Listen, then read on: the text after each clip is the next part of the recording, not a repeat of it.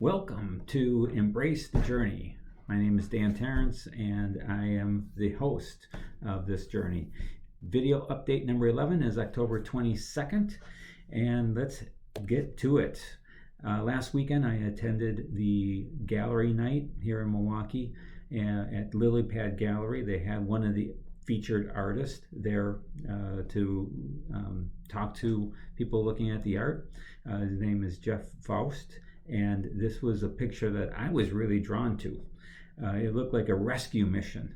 And that's, in essence, kind of what he said about what he was thinking when he was drawing this picture, or when he was painting this piece of art, that the eggs were being rescued, from this incoming fog, which is the name. The coming fog is the name of this piece of art. He is from California.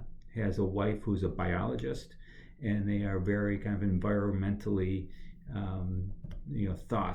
thoughtful. And this was what he was thinking. But he said it's really the interpretation of the person who's looking at the art that matters. And so when I looked at it, I started thinking that maybe these eggs are future generations, and the bird is the energy industry, and we are saving them from environmental catastrophe that's described as climate change. Maybe I'm reading too much into it, but that's kind of the angle. But I really like the piece of art and just thought I would share with all of you today.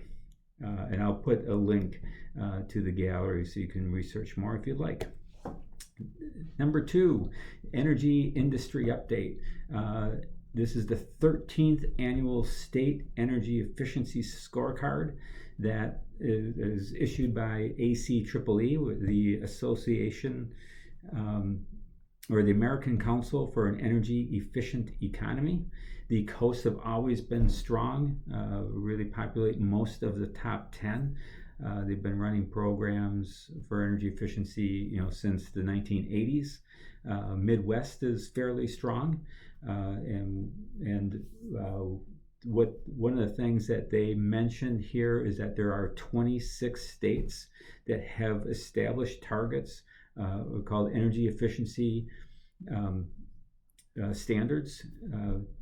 And when those states have those standards, those states outperform the states that do not have energy efficiency portfolio standards by 3x.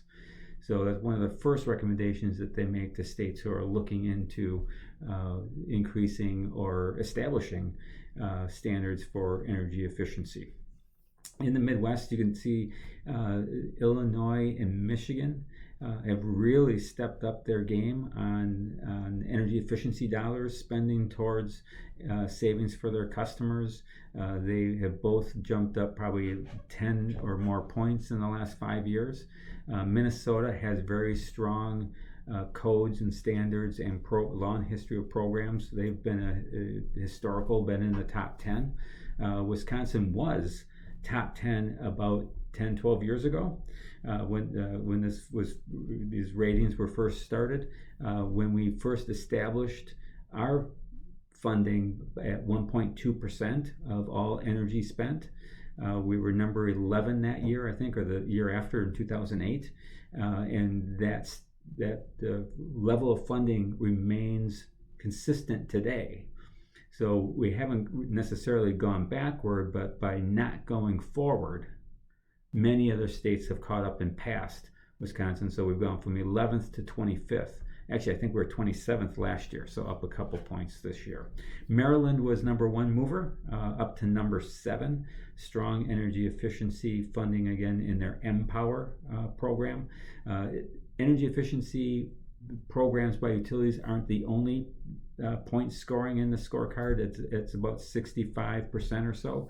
The rest is transportation, building codes, appliance standards, other state-led initiatives, etc. That all kind of come into the scoring. You can go to ACEEE website to find out more. There's a report that's available that they do annually, as well as a webinar that went through and described this and also interviewed, I think, some of the top performers. The mentor topic for the week: why is it so hard to follow your passion?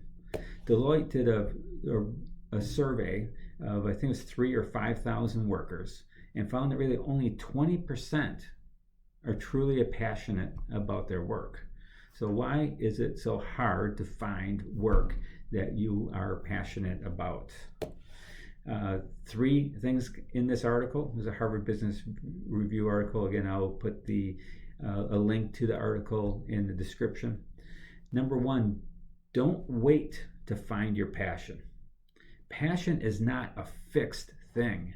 It can be discovered.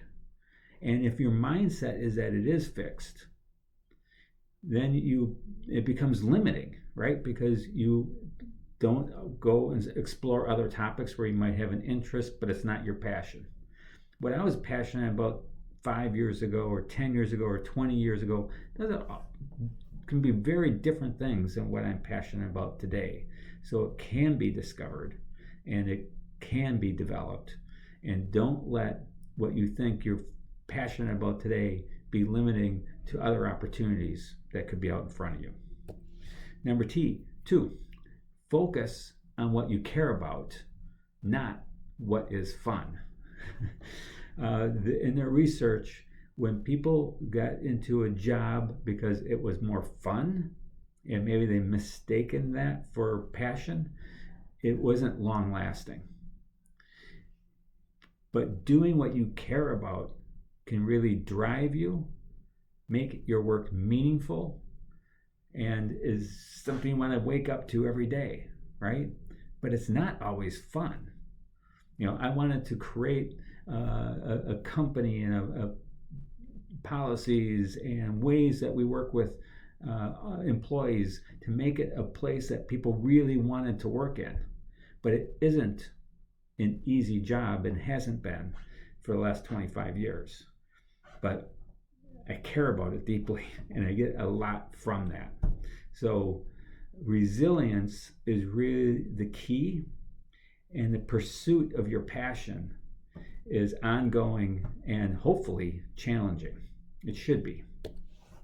Lastly, the article points out that there are some limitations to passion, and that if someone's really passionate about something, they could attract a lot more work. Let's go give it to George because he's really passionate about it, and you get that maybe overworked because of your passion. Another part was that could be overconfidence. For instance, the research showed that entrepreneurs stuck with a business far longer than anyone else would put money into it because of their passion for what they were doing, but it really wasn't, a good thing for probably that person or that business because of that kind of overconfidence that extreme passion, provided to them. But it's hard to find your passion. The thing I like best, I think, about here is that you can develop it, and the focal point should be on doing something that you really care about. All right, that's it for this week. Nice talking to you. Have a great thing that you do. Have a great journey, and we will see you next time. Take care.